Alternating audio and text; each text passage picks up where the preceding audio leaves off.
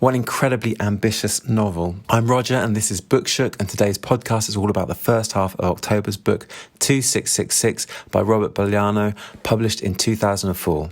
So the idea of the podcast is that we'll spend a month reading a book, hopefully together. I'll split the book into two equal halves and discuss the first half on the second Friday of the month and the second part on the last Friday of the month.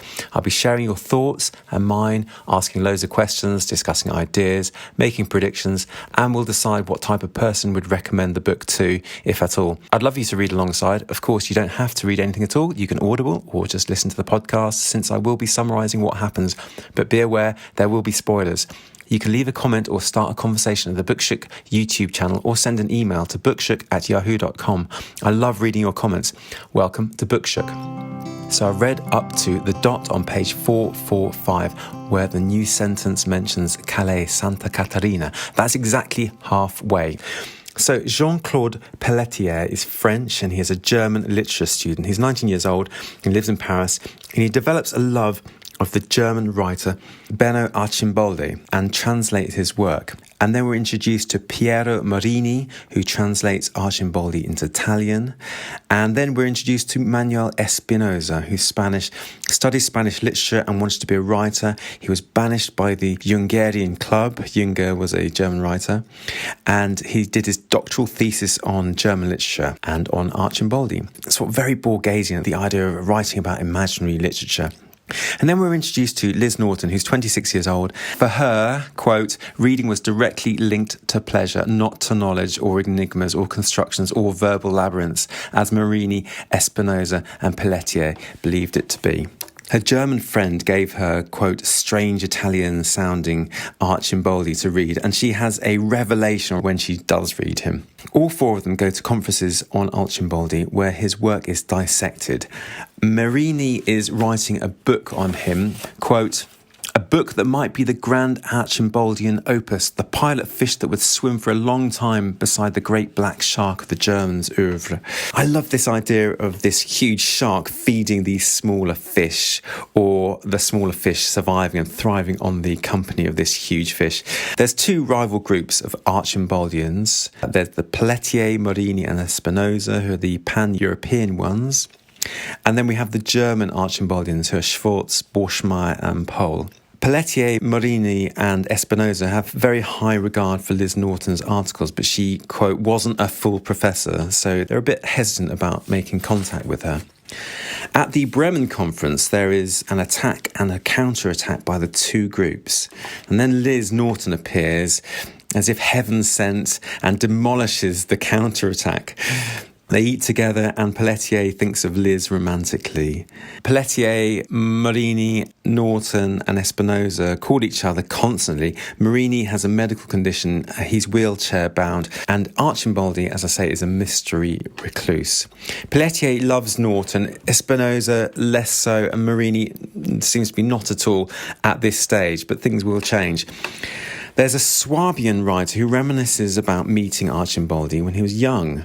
And this is one very, very long paragraph. He rambles and goes on very long diversions about the cut of Arcimboldi's leather jacket. It's very funny, but there's lots of irreverent details. And then this morphs into a very diversionary story about the Swabian's dinner guest's trip to South America with her husband. And we, the reader, we're looking forward to first-hand tittle-tattle about Arcimboldi, but this is denied. The only conversation Arcimboldi has is an answer to why the Swabian dinner guest, she's not even named, husband won a horse race in Buenos Aires. Arcimboldi says, your host was being selfless. And this is all we get. It's basically a 2,700-word sentence without any full stops. Is Bolaño testing my strength as a reader? It's like a threshold, like those gates in the King Kong movie that I need to get through in order to get to the meat of the story. Hilariously, Pelletier, Marini and Espinosa pounce on the Swabian but get no more information on Arcimboldi. Quote, although the four were careful to record every word he spoke as if they'd met their Moses. A good comparison there.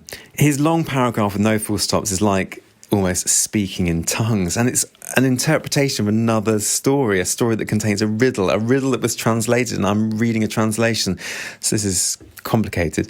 Arcimboldi is turning into a real godlike figure. Espinosa and Pelletier go to Archimboldi's editor-in-chief, who's called Schnell, and Espinosa makes some homophobic comments about him. And the publicity editor says he was tall by comparing Archimboldi to an I and the late Mr. Bubis to an E, to make L-E. Is the publicity director making a comment about their relationship, I'm thinking? The copy chief has no information at all. Mrs. Bubis is the director of the publishing house and agrees to see them. Quote, an older woman in a white blouse and black skirt, a woman with a figure like Marlene Dietrich, as Pelletier would say much later, a woman who despite her years was still as strong-willed as ever, a woman who didn't cling to the edge of the abyss but plunged into it with curiosity and elegance, a woman who plunged into the abyss sitting down. What a fabulous description of her. Her husband, deceased, knew all the famous German authors. They ask whether she can help them get in touch with Archimboldi, and she says no. Pelletier and Norton begin a relationship, and Espinosa is outspoken. Marini is forgotten. We learn that Norton is a divorcee, and Pelletier tells Norton, quote, you'll have to choose. The two rival factions mentioned earlier make peace. Archimboldi is nominated for a Nobel Prize, what excitement there is, and they ponder whether the Swabian is Archimboldi himself. But Archimboldi didn't get the Nobel Prize. Norton writes this email to Marini, quote, she went on to say that she'd finally resolved her lingering quarrel with her ex-husband. The dark clouds had vanished from her life. Now she wanted to be happy and sing. This is Marino. He read the letter 3 times, and with a heavy heart, he thought how wrong Norton was when she said her love and her ex-husband and everything they'd been through were behind her. Nothing is ever behind us. The narrator shows the differences between the lovers' lovemaking, and then Marini has a strange dream about Norton. He obviously loves her. Marini visits Norton in London, in Hyde Park. He bumps into Dick, a dissatisfied mug maker, and Liz tells Marini the story of an artist who makes a self-portrait. He chops off his hand and has it stuffed by a taxidermist. Quote, what do you think of that story? I don't know what to think, said Marini. The urge to weep or else faint persisted, but he restrained it. So it feels like a real collage work at the moment, many stories within stories. And for a novel by a Chilean writer, I was not expecting it to feel so close to home. Hyde Park is pretty much in my backyard. Continuing the narrative, a Serbian critic publishes a paper on Archimboldi, confirming that he's, quote, an old man and, quote, German. Not a huge amount there. This is all based on a reservation Archimboldi made but never turned up to. Quote, the words old man and German he waved like magic wands to uncover a secret, and at the same time they supplied the stamp of ultra-concrete critical literature, a non-speculative literature free of ideas, assertions, denials, doubts, free of any intent to serve as guide, neither pro nor con, just an eye seeking out the tangible elements, not judging them but simply displaying them coldly, archaeology of the facsimile and by the same token of the photocopier. And then the narrator spends a whole page on conjecture. Quote, this explained the absence of an Archimboldi on the flight to Morocco. Of course, there were other possibilities. At the last minute, after having second or fourth thoughts, Archimboldi may have decided not to take the trip or to travel somewhere else instead, say the United States. Or maybe it was all simply a joke or misunderstanding. So much for ultra-concrete critical literature.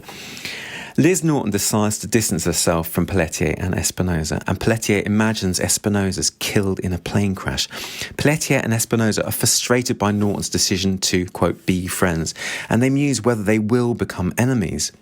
A few months later, Espinosa and Pelletier call on Norton only to discover a younger man, Alex Pritchard, that Espinosa almost starts a fight with. And then Espinosa and Pelletier say, look, please choose one of us. And then Espinosa and Pelletier start seeing Norton again. Pritchard is occasionally seen. He gives Pelletier some advice. Quote, be careful, said Pritchard. Careful of what? Pelletier managed to ask. Of the Medusa, said Pritchard. Beware of the Medusa. And then before he continued down the stairs, he added, when you've got her in your hands, she'll blow you to pieces. Interesting. Espinosa and Pelletier are bored at Archimboldi conferences. Quote, 30-something speaking only 2 words, love me. Norton, Espinosa and Pelletier get into a cab together. Espinosa and Pelletier end up beating up the taxi driver and, quote, having their threesome. The cabbie ends up in hospital. Espinosa has a breakdown. Then Pelletier dreams he's married to Norton. Pelletier and Espinosa visit prostitutes in European capital cities. Pelletier goes with a prostitute called Vanessa, who has a son and Moroccan husband. They forget the guilt of the cabbie and get back into their scholarly routine, including reconnecting with Marini. Espinosa describes the trip to a Swiss sanatorium to visit that self-portrait artist, the one who chopped his hand off. Marini asks the artist, "Why did you mutilate yourself?" But he whispers the answer, so we never actually hear the answer. And then Marini vanishes. Pelletier and Espinosa desperately try to find him, and they do eventually. Marini spends time with Norton and tells her, quote, "The artist mutilated himself for money." Marini chats with a young Mexican scholar, Rodolfo Alatorre, whose friend in Mexico City met Archimboldi, quote, just the other day. And then we have the story of how El Cerdo, the pig, a writer, is also employed by the government as a top cultural official, meets Archimboldi. Have a listen to this. Quote, "Weren't you supposed to have disappeared?" The old man looked at him and smiled politely. So, for some reason, Archimboldi was supposed to disappear, I presume for political reasons. The story is repeated to Pelletier, Norton and Espinosa, and El Cerdo gave his card to Mrs. Bubis, who was Archimboldi's editor, when at a party in Berlin. El Cerdo says that Archimboldi was flying to Santa Teresa in Mexico. He gives him his card, but never hears from him again. Archimboldi is up for a Nobel Prize again, and they muse on how he would respond if he were to win. Quote, "What could a man past 80 have to say? What could the Nobel mean to such a man with no family, no heirs, no public face?" And on his reasons for Mexico, quote, "They couldn't explain to themselves what Archimboldi was doing in Mexico. Why would someone in his 80s travel to a country he had never visited before? Sudden interest, research for the setting of a novel in progress. It was improbable, they thought, not least because the four believed there would be no more books by Archimboldi. They weighed the possibilities of senile dementia. They discarded their hypotheses and cleaved strictly to what El Cerdo had said. What if Archimboldi were fleeing? What if Archimboldi had suddenly found a new reason to flee?" Pelletier, Espinosa and Norton, not Marini, travel to the Mexico City to track down Archimboldi. They visit the hotel where Archimboldi checked in as Hans Reiter. They fly to Hermosillo and then visit the University of Santa Teresa. Santa Teresa was where Archimboldi was going. Norton senses strangeness everywhere, and the dean of the university says their professor, called Amalfitano, may help, quote, "the critics." So this is the first reference to Pelletier, Espinosa and Norton as the critics by the narrator. Norton has a strange dream, a scary woman reflected in a mirror. And then the critics meet with Amalfitano. He translated Archimboldi into Argentinian. The critics and Amalfitano tried to track Archimboldi down. Quote, "After some argument, the three critics concluded and Amalfitano agreed that he could have come to Santa Teresa only to see a friend or to collect information for a novel in progress or for both reasons at once." So they have no success. Amalfitano compares the intellectual university life to a theatre stage. And here I'm thinking the narrator seems to have completely dropped any hint of the former love triangle that there was with Norton. Perplexing. It's as if they are different people. Norton imagines Marini in his Turin apartment, quote, "wearing slippers shiny as the night." The critics chat, and then the dean recounts the tale of the Mexican writer shot by the resistance. And the next day, there's a sightseeing tour of the city, and the critics all have very strange dreams. At Amalfitano's house, a book of Diest, who's a Galician poet, is hanging on the washing line. Question mark, question mark, question mark. Very strange. Norton leaves Mexico. She leaves, obviously, Espinosa and Pelletier behind in Mexico, and they comment on their lack of lovemaking. Espinosa and Pelletier deliver a lecture, and there's an after party from this lecture. Quote, "Then Espinosa remembered that the night before one of the boys had told them the story of the women who were being killed. All he remembered was that the boy had said there were more than 200 of them, and he'd had to repeat it 2 or 3 times because neither Espinosa nor Pelletier could believe his ears." Continues, "One of the boys says, there are people who have been in prison a long time, but women keep dying." So there's been this murder epidemic. Espinosa finds the rug seller girl that he was transfixed by a couple of days earlier when they went on that tour. And then they receive an email from Norton as to why she left abruptly. The email is very similar and obviously is about her relationship with Pelletier and Espinosa. Espinosa has breakfast with the rug girl. Then we continue this letter from Norton explaining why she left. Norton sees that the relationship with Pelletier and Espinosa is not based on fondness. We have a cycle of 3 small chapters in rotation. We've got the contents of Norton's letter, and we've got Espinosa becoming more acquainted with the rug girl, Rebecca, and we have what Pelletier has been reading. So if we start off with the contents of Norton's letter, we hear that Edwin Johns dies. Quote, "That night I thought about Edwin Johns, I thought about his hand, now doubtless on display in his retrospective, the hand that the sanatorium orderly couldn't grasp to prevent his fall. She visits Marini and they declare their love." And then Espinosa and the rug girl Rebecca make love, and quote, "They went to a club in the centre of Santa Teresa where the girl had never been but that her friends highly recommended. As they drank Cuba Libras, Rebecca told him that 2 of the girls who later showed up dead had been kidnapped on their way out of the club. Their bodies were dumped in the desert." Espinosa says that one day he may come back and marry her, but she doesn't respond. And then we find out what Pelletier has been reading. Pelletier believes that Archimboldi is in Santa Teresa, but they won't find him. Pelletier says, quote, "This is the closest we'll ever be to him." And I'm thinking that rotation felt a little bit like a vortex spiralling very quickly towards the end of that first part about the critics. So then we go on to the part about Amalfitano. So Amalfitano has a daughter, Rosa, and he wants to leave Santa Maria. So Rosa's mother left to chase a poet. She travels with this lady called Immaculada, and a week later, Amalfitano gets a letter where she describes, quote, making love to the gay poet from Mondragon in Spain. The letter continues, they visit the poet at the asylum, and Lola plans the poet's escape. Lola is Amalfitano's estranged wife. Quote, "We'll cross into France over the mountains like pilgrims. We'll make our way to Saint-Jean-de-Luz and take the train to Paris, travelling through the countryside, which is the prettiest in the world at this time of year. We'll live in hostels. That's Emma's plan. She and I will work cleaning or taking care of children in the wealthy neighbourhoods of Paris while you write poetry. At night, you'll read us your poems and make love to me." His doctor, Gorky, is writing his biography, and she makes love to a driver who, quote, "didn't understand Lola's obsession with the poet. I don't understand your fascination with making love in the cemetery either," said Lola, "but I don't judge you for it." True, La Razabelle admitted everyone's got obsessions. And then Emma goes off travelling. Quote, "She imagined her stopped at crossroads as the trucks with their many tons of cargo passed at full speed, raising dust clouds that didn't touch her, as if her hesitance and vulnerability constituted a state of grace, a dome that protected her from the inclemencies of fate, nature, and her fellow beings." Lola visits the asylum and waves from a distance, but he is preoccupied. I love this description of the wave. Quote, "As the sun rose higher in the sky, she saw a tight knot of patients emerge from a slate outbuilding. Then they scattered to the benches in the parks and lit cigarettes. She thought she saw the poet.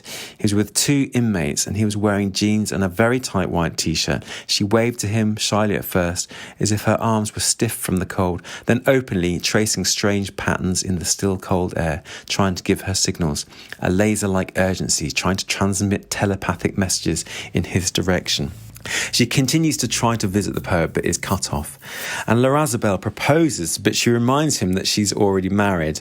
And Lola then goes for long wanders. Quote, "Sometimes without calling first or leaving a note, she would sleep at La Razabelle's apartment and he would go looking for her at the cemetery, the asylum, the old boarding house where she stayed, the places where the tramps and transients of Saint Sebastian gathered. Once he found her in the waiting room of the train station. Another time he found her sitting on a seafront bench at La Concha, at an hour when the only people out walking were 2 opposite types, those running out of time and those with time to burn." Lola ends up travelling to France where she lives like a vagrant. Amalfitano notices Emma in a playground wave to another boy, slightly older than Rosa. Who is this boy? Is he some kind of estranged son? Very interesting. Lola goes back after 7 years to find Amalfitano. And Amalfitano is teaching in Barcelona now. Lola is dying and wants to say goodbye to Rosa and leaves in a beautifully poetic way. Listen to this. Quote, "This vision of Lola lingered in his mind for many years, like a memory rising up from glacial seas, although in fact he hadn't seen anything, which meant that there was nothing to remember, only the shadow of its ex-wife projected on the neighbouring buildings in the beam of the streetlights, and then the dream, Lola walking off down one of the highways out of Saint-Cogat, walking along the side of the road, an almost deserted road since most cars took the new toll highway to save time, a woman bowed by the weight of her suitcase, walking fearlessly along the side of the road." Amalfitano finds the book on geometry that Espinosa commented on hanging on Amalfitano's clothesline in part 1 of the book. Amalfitano can't remember owning it. It did originally provoke sadness. He muses that he may have, for some reason, psychologically shut out the book. It was hanging out to dry, remember. Perhaps some water-related catastrophe occurred to make him so sad and block out the memory. I'm not sure. He and Rosa fly to Mexico, to Santa Teresa. Amalfitano hangs up the book on his washing line. Again, this is very mysterious. He copies a, quote, ready-made artwork by Duchamp, hanging the Dieste on his washing line. And like before, or was that for another reason? Amalfitano doodles geometric patterns inspired by Dieste, possibly, labelled with famous philosophers, writers and artists. Does he want to maybe combine art and science here? There's definitely some free association going on. He researches Dieste in the university library, and his daughter finds his book experiments very perplexing. Quote, "It's a Duchamp idea, leaving a geometry book hanging exposed to the elements to see if it learns something about real life. You're going to destroy it," said Rosa. "Not me," said Amalfitano, "nature." "You're getting crazier every day, you know," said Rosa. Amalfitano smiled. Yeah, I kind of agree with her. Amalfitano recounts his own father, born in Naples, who thinks that all Chileans are homosexuals and loves boxing. Amalfitano worries about the safety of his daughter because of all the kidnappings, and Perez, his colleague, soothes his nerves. It was Perez who persuaded Amalfitano to come to Santa Teresa when his Barcelona university contract ended. Amalfitano describes meeting Augusto Guerra, who's the Dean of Faculty of Literature, for the first time. Guerra theorizes on why biographies have become so popular. Quote, "They want to learn something but aren't prepared to jump through the same hoops themselves." Amalfitano hears a voice in his head saying, quote, "Hello, Oscar Amalfitano. Please don't be afraid." He rushes to Rosa's room, obviously scared of kidnappings, but she's fine. He is having a bit of a psychiatric breakdown at this point. And it's interesting that the voice says, quote, "Oscar," a very personal interior voice. No one else in the book has ever called him that. Oscar reflects on his voices that he's hearing. Quote, "That night there were no further manifestations of the voice, and Amalfitano slept very badly, his sleep plagued by jerks and starts, as if someone was scratching his arms and legs, his body drenched in sweat, although at 5 a.m. the torment ceased, and Lola appeared in his sleep, waving to him from a park behind a tall fence. He was on the other side, along with the faces of 2 friends he hadn't seen for years, and would probably never see again, and a room full of philosophy books covered in dust but still magnificent. At that same moment, the Santa Teresa police found the body of another teenage girl, half buried in a vacant lot in one of the neighbourhoods on the edge of the city, and a strong wind from the west hurled itself against the slope of the mountains to the east, raising dust and a litter of newspaper and cardboard on its way through Santa Teresa, moving the clothes that Rosa had hung in the backyard, as if the wind, young and energetic in its brief life, were trying on Amalfitano's shirts and pants, and slipping into his daughter's underpants and reading a few pages of the Testamento Geometrico to see whether there was anything in it that might be of use, anything that might explain the strange landscape of streets and houses through which it was galloping, or that would explain it to itself as wind. We've seen that playground symbolism before when he sees Emma waving from a park behind a wooden fence at the boy in a playground. There's something malevolent in that wind. It gets everywhere and shows no respect to the boundaries. Is it symbolising the darkness taking over? Maybe. I wonder if Amalfitano hanging up a geometry book because it won't be, quote, any use to this strong hurling wind. Continuing on, he thinks his teeth are turning brown because of the water. The wind, I'm thinking the water. What next? The air? Maybe fire? Professor Perez, Amalfitano, Rosa and Perez's son go on a trip to the countryside, and it's all very pleasant. Quote, "When they got home it was dark, but the shadow of Dieste's book hanging from the clothesline was clearer, steadier, more reasonable, thought Amalfitano, than anything they'd seen on the outskirts of Santa Teresa or in the city itself. Images with no handhold, images freighted with all the orphanhood in the world. Fragments, fragments." And I'm thinking, are these fragments echoes of the dream he has in the car on the way home? History broken down, history fragmented, possibly. He draws 3 columns of philosophers. Do they perhaps represent fragments of history and can be rearranged much like the rock formations in his dream? He hears the voice again, and it's a very different personality to Amalfitano. It's a very peculiar, quote, fragment of his mind. It's very homophobic, for example. The voice explains how almost everything, quote, lets us down. And I'm thinking, poor Amalfitano's voice reminds me of the narrative voice in my head as I'm reading this book. It's very meta. He wakes and, quote, he looked at his watch. It was 4 a.m. He heard someone starting a car. The engine took a while to turn over. He got up and went over to the window. The cars parked in front of the house were empty. He looked behind him and then put his hand on the doorknob. The voice said, be careful, but it said it as if he were very far away, at the bottom of a ravine, revealing glimpses of volcanic rock, rhyolite, andesites, streaks of silver and gold, petrified puddles covered with tiny little eggs, while red-tailed hawks soared above in the sky, which was purple like the skin of an Indian woman beaten to death. Whoa, there's that history broken down again, symbolised by the rocks, rhyolites, andesites, streaks of silver and gold, again, fragments. And that poor Indian woman, is that some kind of colonial guilt making an appearance? If so, I think it's a new idea. A black car passes by and the voice says, quote, you'll have to be careful, my friend. Things here seem to be coming to a head. Coming to a head.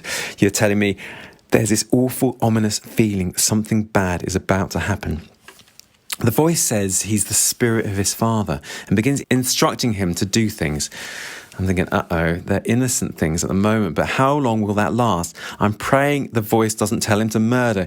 It seems to be a disease spreading like the wind or water in the city. He wonders whether the voice is a spirit. Quote, he said to himself he didn't believe in ghosts or spirits, although during his childhood in the south of Chile, people talked about the mechona, who waited for riders on a tree branch, dropping onto horses' haunches, clinging to the back of the cowboy, or smuggler without letting go, like a lover whose embrace maddened the horse as well as the rider, both of them dying of fright or ending up at the bottom of a ravine, or the colocolo, or the chanchon, or the candelilas, or so many other little creatures, lost souls, incubi and succubi, lesser demons that roamed between the Cordillera de la Costa and the Andes, but in which he didn't believe, not exactly because of his training in philosophy. Schopenhauer, after all, believed in ghosts, and it was surely a ghost that appeared to Nietzsche and drove him mad, but because of his materialist leanings. So he rejected the possibility of ghosts, at least until he had exhausted other lines of inquiry. The voice could be a ghost, he wouldn't rule it out, but he tried to come up with a different explanation. After much reflection, though, the only thing that made sense was the theory of the lost soul. What a fantastic window into another culture. And I love that he rejects a ghost because he believes he's a rationalist and then plumps for, quote, lost soul. Very, very humorous. The dean's son calls him from a car and says, quote, you have nothing to fear from me. And I'm thinking, uh-oh. He, quote, smiled like a cocksure sniper. Oh dear. And there's some brilliant characterisation here. Listen to this. He wore jeans and cowboy boots. Inside the car on the back seat lay a pearl grey designer jacket and a folder full of papers. I was just driving by, said Marco Antonio Guerra. They headed toward Colonia Lindavista, but before they got there, the dean's son suggested they get a drink. Amalfitano politely declined the invitation. Then let's go to your place and have a drink, said Marco Antonio Guerra. I don't have anything to offer, apologised Amalfitano. Then that's settled, said Marco Antonio Guerra, and he took the first turn. What a creep. They go to a bar and drink mezcal and everything's okay. The staff of the bar eye up Marco suspiciously. And then Amalfitano reads a book about an Irishman who marries a native Irishanian woman. He describes some grammatical errors in the book which creates a real feeling of realism. Amalfitano bumps into the dean's son and then they discuss the light at the end of the tunnel at near-death experiences. Quote, well, said Marco Antonio Guerra, if you want to know what I think, I don't believe it. People see what they want to see, and what people want to see never has anything to do with the truth. People are cowards to the last breath. I'm telling you, between you and me, the human being, broadly speaking, is the closest thing there is to a rat. He goes to dinner with the rector of the university and his wife. At some point during the dinner, Amalfitano notices, quote, rather murky exchange of glances between the rector and his wife. In her eyes, he glimpsed something that might have been hatred. At the same time, a sudden fear flitted as swiftly as a butterfly across the rector's face. But Amalfitano noticed it, and for a moment, the second flutter of wings, the rector's fear nearly brushed his own skin. When he recovered and looked at the other dinner guests, he realised that no one had noticed the slight shadow, like a hastily dug pit that gives off an alarming stench. That really reminds me of the strong, hurling wind of the west from his dream a few days earlier. But this time it's a delicate flutter. Continuing on, there's a chat about traditional South American music, and then there's some more history behind the Chilean independence, including methods of communication using telepathy. Listen to this, quote, primitive man was ignorant of language. He communicated by brainwaves as animals and plants do. When he resorted to sounds and gestures and hand signals to communicate, he began to lose the gift of telepathy, and this loss was accelerated when he went to live in cities, distancing himself from nature. And then the narrator summarises beautifully, quote, from this one could conclude that 1. All Araucanians, or most of them, were telepathic. 2. The Araucanian language was closely linked to the language of Homer. 3. Araucanians had travelled all over the globe, especially to India, ancient Germania and Peloponnese. 4. Araucanians were amazing sailors. 5. Araucanians had two kinds of writing, one based on knots and others on triangles, the latter secret. 6. The exact nature of the mode of communication that Kilapan called adquintue, and that had been discovered by the Spaniards, although they were unable to decipher it, wasn't very clear. Maybe it was the sending of messages by the movement of tree branches located in strategic places like at the top of hills, something like the smoke signals of the Plains Indians of America. 7. In contrast, telepathic communication was never discovered, and if at some point it stopped working, this was because the Spaniards killed the telepaths. 8. Telepathy also permitted the Araucanians of Chile to remain in permanent contact with Chilean migrants scattered in places as far-flung as populous India or Green Germany.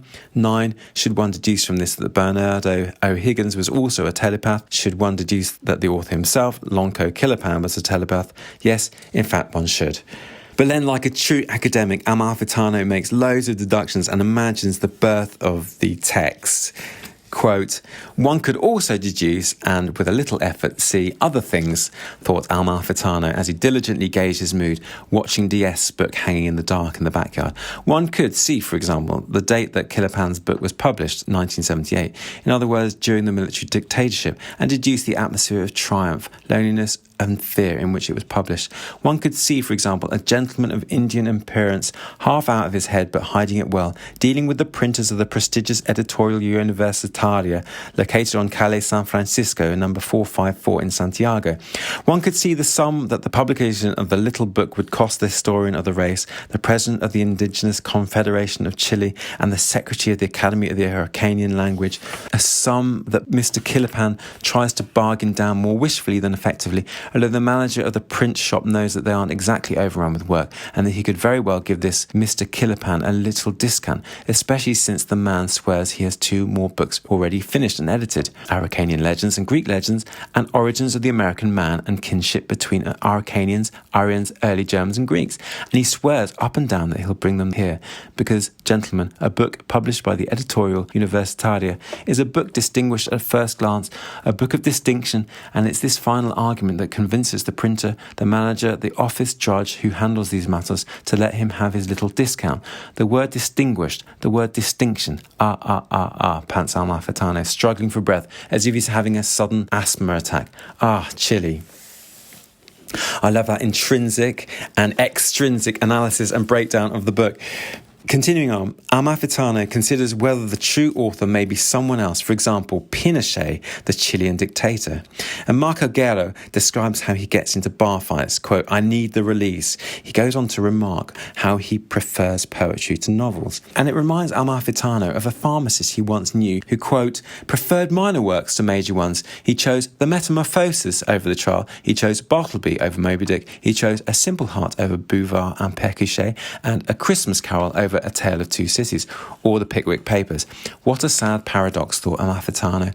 Now even bookish pharmacists are afraid to take on the great, imperfect, torrential works, books that blaze paths into the unknown. They choose the perfect exercises of the great masters, or what amounts to the same thing. They want to watch the great masters spar, but they have no interest in real combat. When the great masters struggle against that something that terrifies us all, that something that cows us and spurs us on amid blood and mortal wounds and stench. It reminds me of his comment on biography, quote, they want to learn something but don't want to jump through the same hoops themselves. In this case, quote, blaze paths into the unknown. Just like me and you are doing, tackling this doorstop of a book. Before the close of this part, Amalfitano dreams of Boris Yeltsin, quote, the last communist philosopher. Quote, Boris Yeltsin looked at Amalfitano with curiosity, as if it were Amalfitano who had invaded his dream, not the other way around, and he said, listen carefully to what I have to say, comrade. I'm going to explain what the third leg of the human table is. I'm going to tell you, and then leave me alone. Life is demand and supply, or supply and demand. That's what it all boils down to. But that's no way to live. A third leg is needed to keep the table from collapsing into the garbage pit of history, which in turn is permanently collapsing into the garbage pit of the void. So take note, this is the equation. Supply plus demand plus magic. And what is magic? Magic is epic, and it's also sex and Dionysian myths and play. And then we go on to part 3, the part about fate, where it opens with Quincy Williams contemplating suicide. He's in pain. He remembers his mother's death when he was 30. Quote, maybe it started then. And that is the suicidal thoughts. His mother would have said, quote, be a man and bear your cross. During this time, Quincy Williams, or Fate, works for a magazine and they call him Oscar Fate for some reason. He's investigating Barry Seaman. There's a mention that the chief boxing correspondent was murdered in Chicago. So he's obviously in the US. He goes to the cremation ceremony, and it's interesting that he's called Quincy by the narrator when associating with his mother. When he's on his own, he's referred to as Fate. He lives in New York. He's going to Detroit to investigate Barry Seaman, and he grabs a cab to go to the airport. On the plane, Fate overhears a story of a drowning man rescued when a plane coincidentally plunges into the same lake. Some very black humour there. He stares out of the window, quote, the clouds that look like cathedrals or maybe just little toy churches abandoned in a labyrinthine marble quarry 100 times bigger than the Grand Canyon. Lovely detail there. He gets to Detroit and follows his Barry Seaman lead to a bar, and there is a racist mural on the wall outside the bar. And here we learn that Oscar Fate works for the magazine called Black Dawn. Fate finally gets to Barry Seaman's flat where he is sick again. He and Seaman go to Rebecca Holmes' park. They hear some rap music and Seaman says he doesn't like rap because the only out that it offered was suicide. Seaman delivers a sermon on, quote, danger. He mentions that he founded the Black Panthers with Marius Newell. He explains how Newell was murdered in Santa Cruz near the sea that he loved, probably because he was trying to, quote, fight the drug trade in town and somebody didn't like it. He talks of money and is prescriptive. Quote, when poor people make money, they should, for example, help their neighbour or adopt an orphan, etc., etc. He also talks about food.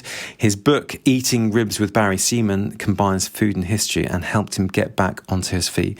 And he ends with a prescriptive, quote, duck à l'orange recipe. Seaman talks of all the different types of stars. Starfish, movie stars, actual stars, which may be dead or alive. Quote, they are semblances the same way dreams are semblances. He also talks about meteors and how they're different, and they're to do with breaking away. He also talks about usefulness, things once appreciated and distrusted, for example, smiles. And this is me perhaps going off on one, but this really reminds me of literary theory. Suddenly the surface of something is not to be trusted anymore. No. He complains some of his audience are fat and gives another prescriptive recipe, and then makes some lovely comments about reading. Quote, reading is like thinking, like praying, like talking to a friend, like expressing your ideas, like listening to other people's ideas, like listening to music, oh yes, like looking at the view, like taking a walk on the beach. While Fate sleeps, there's a news report about a murder in Santa Teresa, and he dreams of an old communist, Antonio Jones, who gives him a book by a Sandhurst military man called The Slave Trade by Hugh Thomas. When he wakes, he buys a copy of the same book. His editor asks him to cover a boxing match in Mexico, and on the plane he reads, quote, The Slave Trade. He overhears a conversation with a detective who argues that if a person is killed who is, quote, outside society, no one bats an eye. The detective says, Quote, living in that city is outside of society, and everyone, I mean everyone, is like the ancient Christians in the Roman circus. The crimes have different signatures, the city seems to be booming, it seems to be moving ahead in some ineffable way, but the best thing would be for every last one of the people there to head out into the desert some night and cross the border. Fate reads from the slave book and tells the waitress he's covering a fight in St. Teresa. He travels across the border to Mexico and gets to his motel, and then Fate goes to Merlino's training ranch. Merlino is one of the Mexican fighters, and his sparring partner, Omar Abdel, says, quote, put your money on Merlino. His opponent is an American called Count Pickett. Fate goes for a drink with the Mexican reporter Chucho Flores, and we hear a bit more about the magazine that he works for. Quote, it's a Harlem magazine, if that means anything to you. And Chucho says, no, it doesn't. And Fate says, it's a magazine where the owners are African-American and the editor is African-American and almost all the reporters are African-American. Really? Asked Chucho Flores. Can you do objective reporting that way? It was then that Fate realised Chucho Flores was a little drunk. He thought about what he'd just said. In fact, he didn't really have any basis to claim that almost all the reporters were black. He'd seen only African Americans at the office, although of course he didn't know the correspondence. Maybe there was some Chicano in California, he thought, or maybe in Texas, but it also seemed likely that there was no one in Texas, because otherwise why send him from Detroit and not give the job to the person in Texas or California? Fate ends up hearing a long-winded story about Robert Rodriguez by one of the reporter's friends, and Pickett arrives and is interviewed. The women who have been killed in Mexico is alluded to, and Chucho Flores is outraged by the murders. Quote, most of them are workers at the maquiladoras, young girls with long hair, but that isn't necessarily the mark of the killer. In Santa Teresa, almost all the girls have long hair. Fate is with a group of American reporters, and one of them tells the story of a Mexican heavyweight and theorises that there are so few. Fate tells his editor he wants to cover the murders in Santa Teresa, and the editor says there's no budget, but Fate recalls interviewing members of Mohammedan Brotherhood who give theories about clan members and the inner workings of the CIA and the FBI. Fate says to the editor, look, these murders may be a serial killer, just one or two people. And the editor says, no. So he's definitely being refused. Now, Guadalupe Repita, who's a female reporter, overhears his conversation and tells Fate she's taken on her predecessor's job of investigating the murders. She gets drunk and she's going to visit the chief suspect, who's an American in prison, and asks Fate to accompany her, and he agrees. He chats with a dissatisfied sports writer Campbell at the Senora Resort Bar, and then Flores selects Fate to go for a drive. And then we learn Fate went to New York University and enjoyed creative writing. He feels sick and vomits, don't know quite why yet. And Fate prepares to watch the fight and decides not to join Guadalupe Repita going to see the chief suspect. Quote, why interview a suspect serial killer he couldn't write about? I'm thinking, will something happen to her to force him to morally take on the case?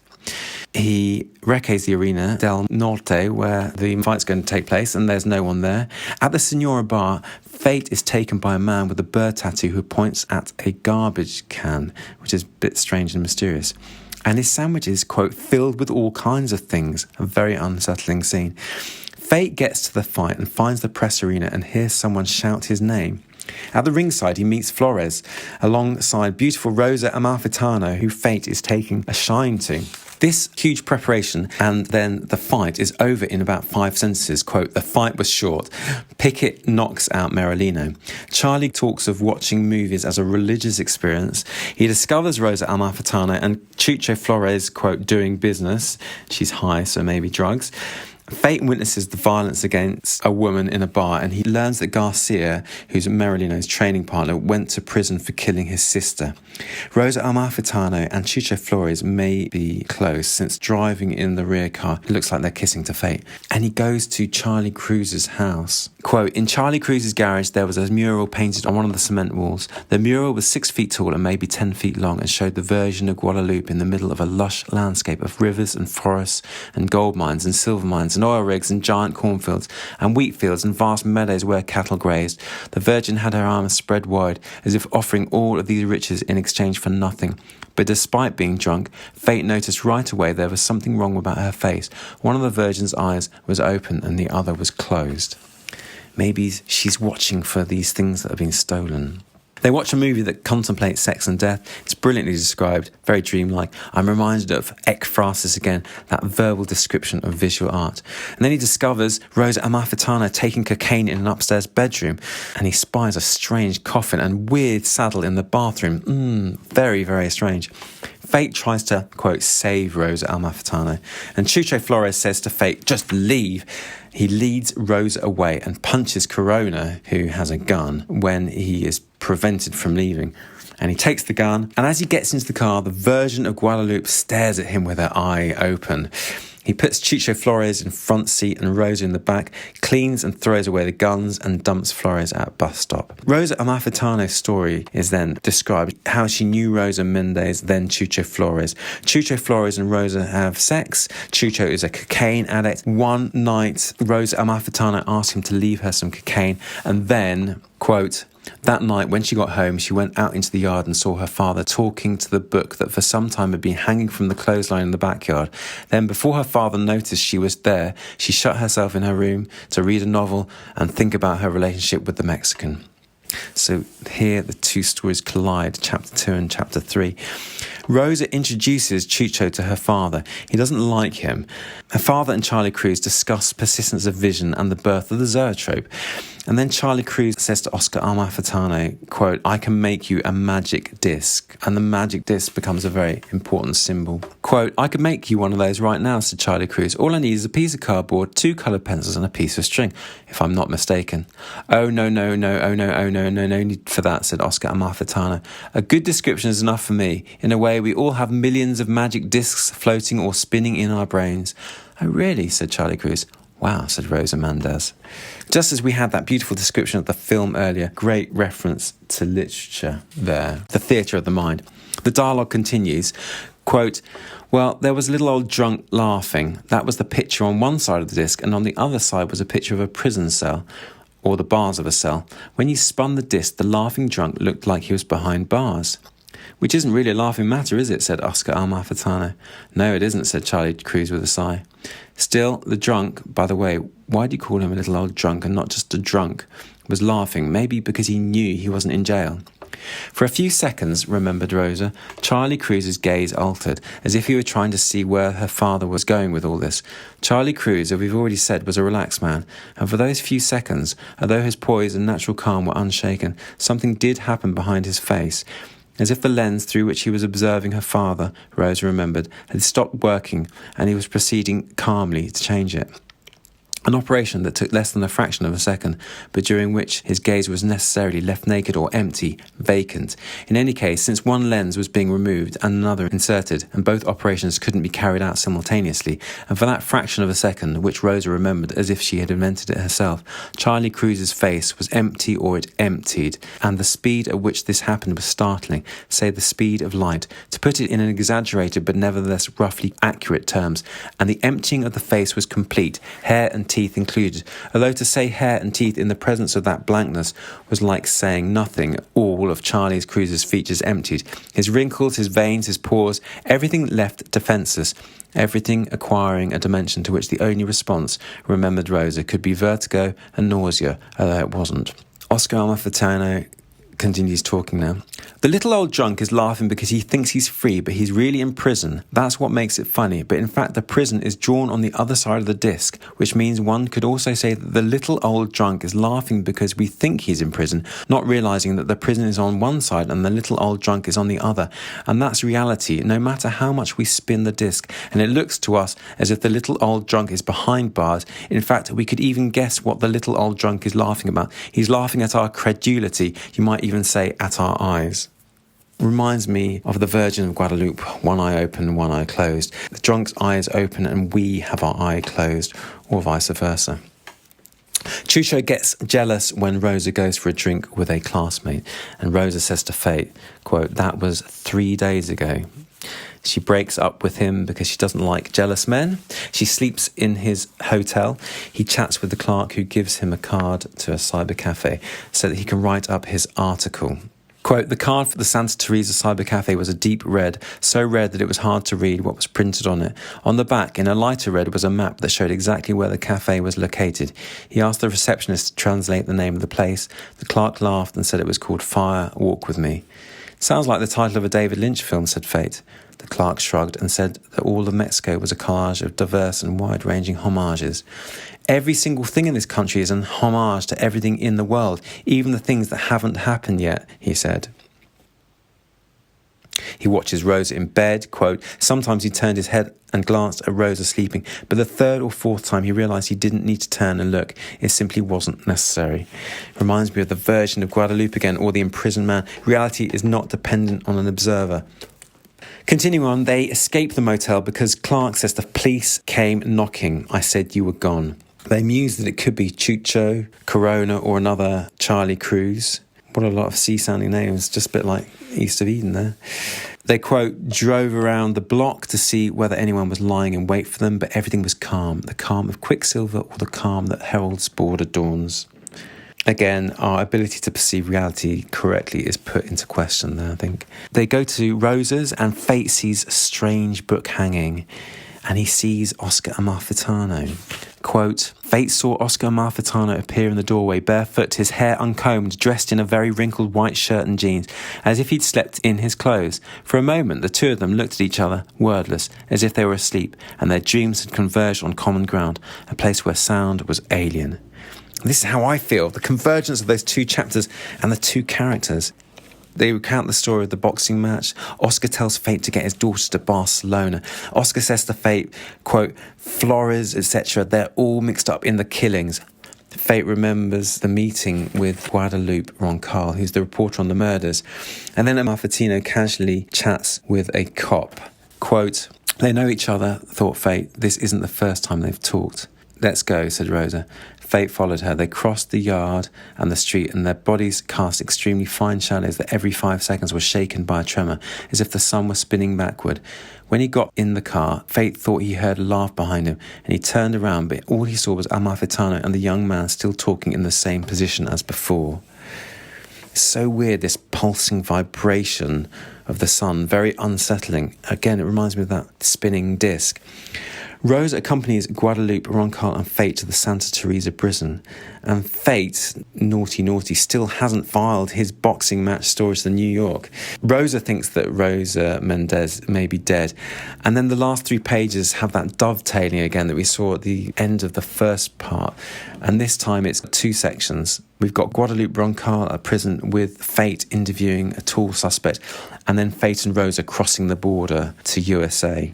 When they do stop to have some food, Fate remembers, quote, the words of Guadalupe Roncal. No one pays attention to these killings, but the secret of the world is hidden in them. And I'm reminded again of those spinning fragments, the A and the B section, where we've got the 2 separate objects appear to come together, just like these paragraphs. And then we get on to part 4, which is the part about the crimes. The discovery of 6 murdered women is described. 2 were pregnant and then raped, and we learn that Santa Teresa police chief Pedro Negrete has a son studying in Phoenix. The, quote, church desecrator appears at the end of May after this spate of murders, and he urinates deliberately and stabs the sexton, putting him in hospital. He's really a distraction, I think, this character.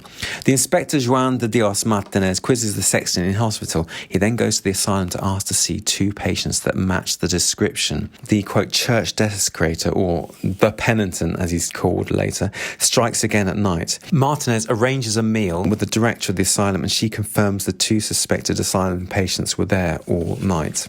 The penitent urinates and decapitates a statue again, and Martinez muses on the vast quantity of urine. Quote, the man must have a bladder the size of a watermelon. The term the penitent is now used. Is this the murderer paying penance for his crimes in church? A Satanist? Is that his victim's urine, maybe? The penitent strikes again, this time killing Father Carrasco, a church caretaker. The police discuss that he probably gets around by car and has a change of clothes, so is nobody's fool. Inspector Martinez gets a call from the asylum director to say that the penitent is sacrophobic. Emilia Mena is found murdered in a dump, and a janitor finds another body at a school. She's 25 years old, probably killed by a stake. And the last dead woman to be found in June is Margarita Lopez Santos. She's 16 years old. There are no more deaths in July or August. Sergio Gonzalez from a newspaper, La Razón, in Mexico City is sent to Santa Teresa to report on the penitent. He speaks to Martinez, and Martinez says to Gonzalez, quote, "The deaths are accidental. The penitent just wanted to vent his rage on the images of the saints." Gonzalez chats to a priest, then flies back to Mexico and files his story. Martinez and the director of this island, we learn, is called Elvira Campos, have dinner and they chat. It's interspersed with descriptions of a violinist and accordion, and it really reminds me of the magic disc again. She describes what sacrophobia is. Quote, "Fear or hatred of the sacred objects, especially from your own religion." He thought about making a reference to Dracula, who fled crucifixes, but he was afraid the director would laugh at him. "And you believe the penitent suffers from sacrophobia?" I've given it some thought, and I do. That reference to Dracula reminds me of the strange coffin in Charlie Cruise's bathroom. I wonder if there's a connection. They discuss many phobias, and the narrator says that before the reporter arrived, they began a sexual relationship. Negrete, who's the police chief, and Epifanio drive to Villa Viciosa to get a new recruit for his friend, Pedro Rengifo. And when they drive back, they hit a coyote. It causes Epifanio bad dreams that night. He dreams there's a body in the back of his car. Lalo meets Pat, who's Rengifo's Irish chief at security, and he teaches him to shoot a gun. Another body is found. Inspector surmises that she's not a prostitute, Martinez that is. Another body is found, and then Castillo Jimenez is sent to prison for killing his mother, and he admits to being penitent. But Martinez doesn't believe it. Lalo then protects Rengifo's wife from being shot by two gunmen, but his two colleagues run away. The wife and the friend go to hospital and Lalo is arrested. This is because one of the gunmen is badly wounded and is Patricio Lopez from the State Judicial Police. This is why Lalo's colleagues ran away. Negrete visits convalescing Lalo at Rengifo's, and Lalo says he would like to be a policeman. So what has happened to this state judicial policeman, I wonder? Another murder. There's a body discovered by a truck driver, and then there's another murder. This time it's a prostitute. And Lalo sees policemen raping prostitutes who were accused of murder in the cells. Epifanio is watching on. They both step outside for a cigarette, and this outrageous act is not really discussed much further. The two prostitutes are innocent but ended up in prison awaiting trial for 2 years. The next victim is called Bolero. She's 11 years old, and there are remarks that she was seen getting into a smart black Pellegrino, perhaps like the one that Amalfitano saw before he told Rosa to flee. Lalo gets a tenement flat. He's 17 years old now. Martinez is taken off the penitent case because he or she hasn't struck for a while. And then the next victim is Lucy Ann Sander, an American from Arizona who visited Mexico with her friend Erica. The American consulate says the Mexican police will find the killer, but neither of them believe this. And then there's another dead woman, head buried, but the body is left exposed for some strange reason.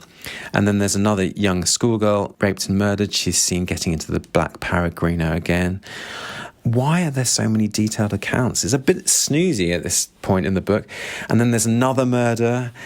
And when the medics come, he, quote, asked her where she'd found the body, and she said, in the bathroom. Well, let's put her back in the bathroom. You don't want trouble with the cops. So they know the police are corrupt. In July 1994, no women are murdered, but Harry Magnana makes an appearance. He frequents the bars and beats up a bartender, Miguel. He inquires with a woman called Elsa Fuentes on the whereabouts of someone called Miguel Montes, and when the prostitute doesn't immediately answer, he whips her with his belt. And then there's another murder, La Vaca, a prostitute, who gets killed in a drunken fight. Martinez then questions the killers. El Mariachi and El Cuervo are in prison. They say she knew a skinny girl in a coffee shop, and that's all. Mañana finds the house of Montes, but his lead is nowhere to be seen, and Mañana is staying with Mexican Aguilla. Mañana is annoyed his lead has disappeared, and Aguilla says, I think nothing ever disappears. There are people and animals too, and even objects that for one reason or another sometimes seem to want to disappear, to vanish. Whether you believe it or not, Harry, sometimes a stone wants to vanish. I've seen it, but God won't let it happen. He won't let it happen because he can't. Do you believe in God, Harry? Yes, Senor Demetrio, said Harry Magnana. Well then, trust in God, he won't let anything disappear.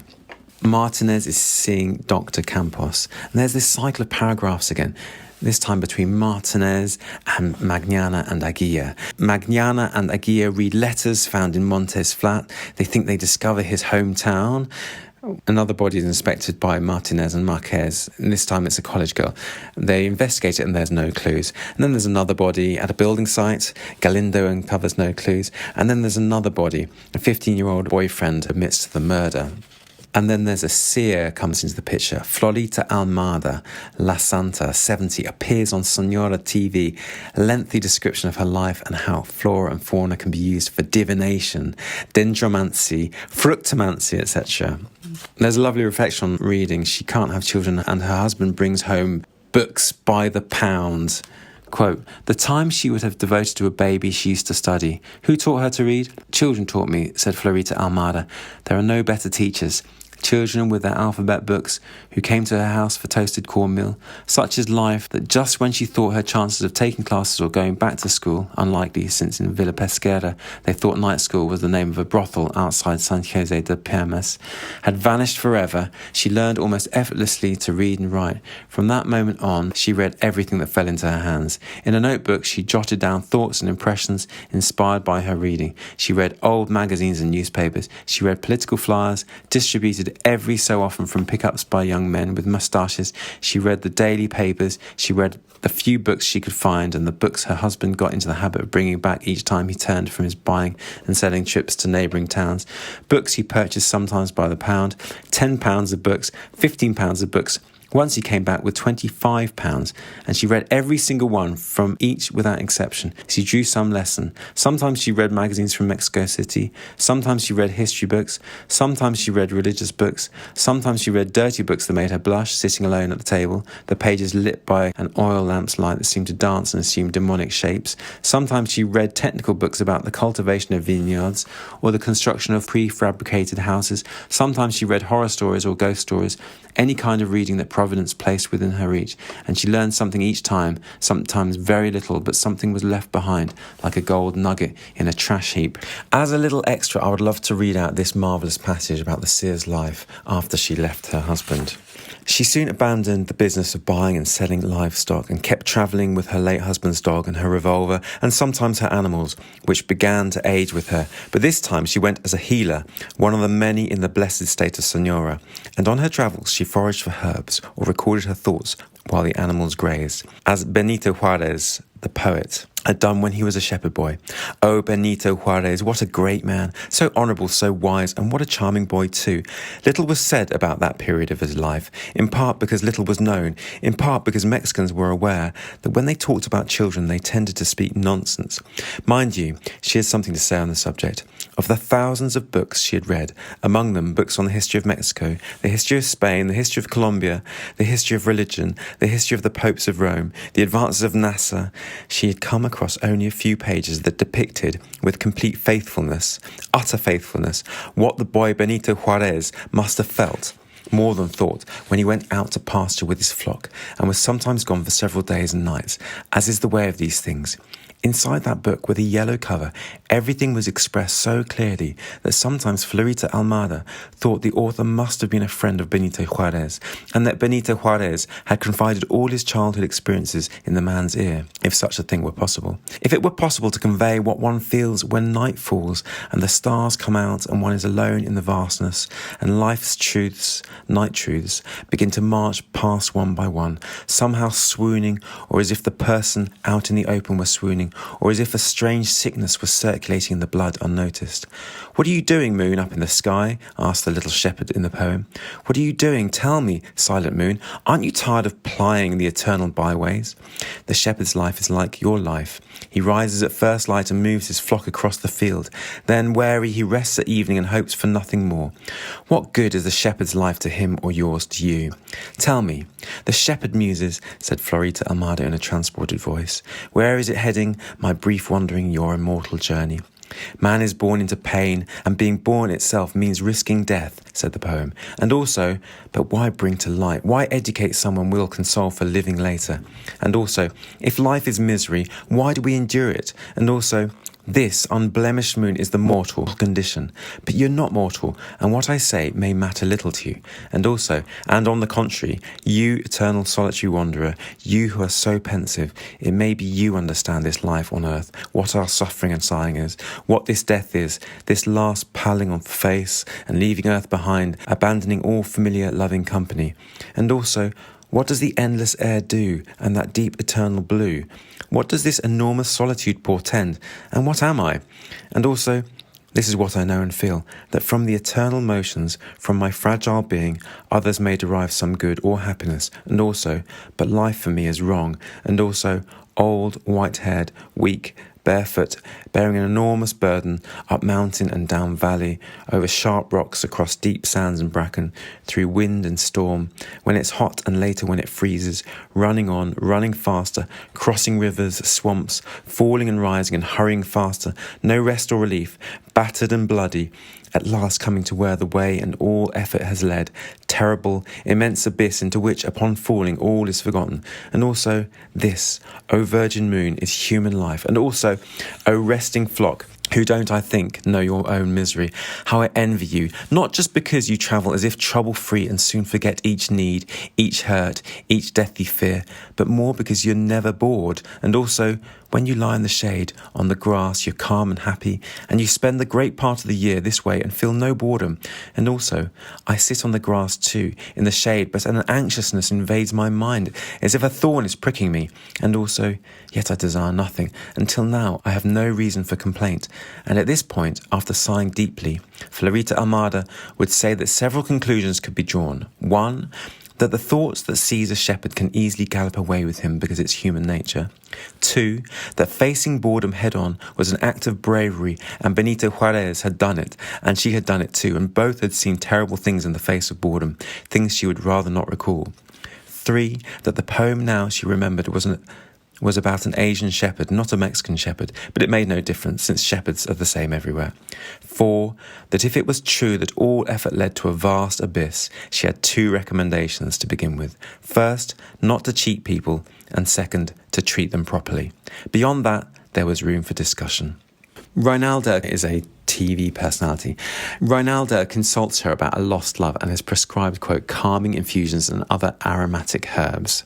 Ronaldo lets his friends visit her, and one remarks, quote, "She's a saint, she's a miracle worker. I wept and she wept with me. I couldn't find the words and she guessed what was wrong. She told me to try sulfate glycosides because they're supposed to stimulate the renal epithelium and they're a diuretic. I was told to try a course of colon hydrotherapy. I saw her sweat blood. I saw her forehead studded with rubies. She rocked me on her breast and sang me a lullaby. And when I woke up, it was like I'd just gotten out of the sauna. La Santa understands her Mercedes, unfortunately, better than anyone." She goes on Ronaldo's show to deliver a message, and there's a hilarious scene with a ventriloquist who believes his puppet is real and wants to murder him. And after the ventriloquist, Florita Almada goes into a trance. It's very magical. Quote, "The police do nothing. The state governor must be informed," she said in a hoarse voice. "This is no joke. Jose Andres Briceño must hear about this. He must know what's being done to the women and girls of beautiful Santa Teresa. Beautiful and hard-working too. The silence must be broken. Friends, Jose Andres Briceño is a good man and a wise man, and he won't let so many killers go unpunished." Lalo Cura reads some forgotten books on policing. Interesting comment on the nature of a text and how we don't always know the status of an author, alive, dead, ill or well. And Lalo Cura is coming across very well in the novel. Harry Magnana follows lead to Miguel Montes' girlfriend, Montes' cousin in Chucurit, and Magnana says he's a friend and owes Miguel Montes. The girlfriend takes Magnana to his abandoned family home, and Harry Magnana phones a friend, Don Richardson of the LAPD in California. It is revealed that Harry Magnana is a sheriff from Huntsville, Arizona, and that his wife has died. He's looking for Miguel Montes in, quote, an unofficial capacity. Miguel's friend in Tijuana is called Chucho, and I'm wondering, is this Chucho Flores the reporter or just a coincidence? We have had 2 roses. Don Richardson of the LAPD gives Harry Magnana the name of a police guy in Tijuana, Mr. Raul Ramirez Charezzo, who lets Magnana look through, quote, more than 1,000 files at the police station. He finds a file that looks like it could be Chucho, and they find Chucho at a club, and he says Miguel Montes is living with a prostitute, Elsa Fuentes, in Santa Teresa. who works at Internal Affairs, and he's already spoken to her. Harry McNana drives back to Santa Teresa and goes to Internal Affairs, and Elsa Fuentes does not work there anymore, but he does manage to get an address in Colonia Granza. And then that is the end of part 1. Whew! There are so many amazing ideas in this incredible first half. Most I've already discussed. The symbols of the magic disc, the strange book hanging to dry, the Madonna of Guadalupe with one eye open and another closed. Other things that I noticed which really interested me were the landscape changing so much, nothing stays the same. Natural things like that wind having that malevolence, the water turning the teeth brown, and those rock fragments perhaps representing history broken down or history put back together again. And then there was that strange book by Diest on geometry. And of course, the narrator keeping us fully in the dark. Have a listen to this. This is when Lola is on the search for Amalfitano. She visits an ex-student of her husband and quotes, "The second night, as they were having dinner together, the ex-student embraced her and she let him embrace her for a few seconds, as if she needed him to. And then she said something into his ear and the ex-student moved away and went to sit on the floor in a corner of the living room. They were like that for hours, she sitting in her chair and he sitting on the floor. We aren't told what is said. It's left to our imagination." I'd now like to share some of your thoughts on last month's book, Piranesi. There were some wonderful emails that I received and some really excellent reviews on Goodreads. Tatiana Jones at fantasyliterature.com said, quote, "It's a testament to the power of Clarke's storytelling. Piranesi is an extraordinary and thoughtful novel with radiant writing, illuminating our own lives." And Elle said, quote, "So what's the deal with Piranesi? Basically, there's a guy in tunnels or caves that's just incurably confused and doesn't know it. He's unreliable as a narrator, but he's also extremely boring. The labyrinth he finds himself in is somewhat more interesting, but he spends most of his time studying tides or talking to birds, then writing it all down. Reading this was a good deal more frustrating than it was fascinating for me. Unfortunately, I got about halfway and honestly did not want to keep reading. Yes, things were eventually uncovered and revealed, but the journey to get there was just not worth it." And Jessica said, quote, "The strange, mythical and quite sad nature of the story really starts to come through. I was actually quite stunned by how attached to Piranesi I got and how melancholic the ending made me feel." Thank you very much for your reviews and comments on Piranesi. I found it a really enjoyable book to read. Thanks very much for listening. If you have any questions or comments, I'd love to hear them. Email bookshook@yahoo.com or leave a comment at the Bookshook YouTube channel. I'd also love suggestions for future books to read together. Talking of next books, after I'll publish part 2 of 2666 in 2 weeks, that's the 29th of October, November's book is going to be On the Bluest Eye by Toni Morrison. So get that one at the ready if you can. Anyway, I look forward to discussing the final part of 2666 at the next episode. See you then.